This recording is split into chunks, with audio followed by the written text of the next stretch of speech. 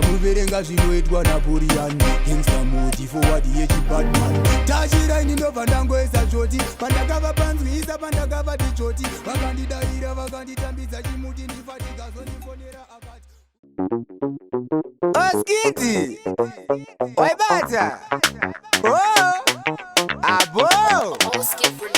nezuro kusema wakandipasa 10 wakufamba uchinditinda kakuvhara nini ndakakuti ndichakupa ndamboramba rini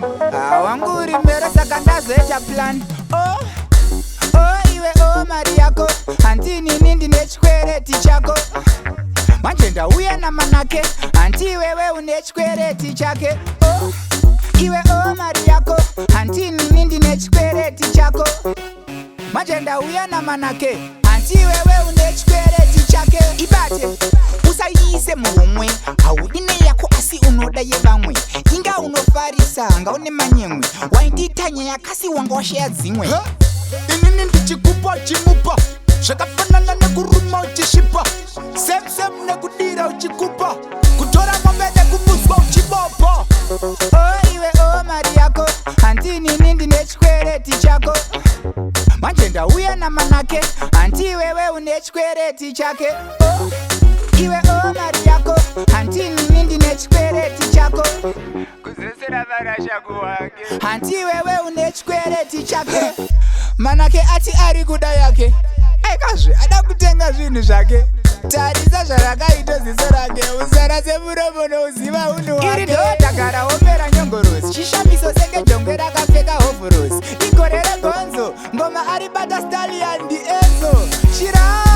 nezuro kusema wakandipasa 10 wakufamba uchinditinda kakuvhara nini ndakakuti ndichakupa ndamboramba rini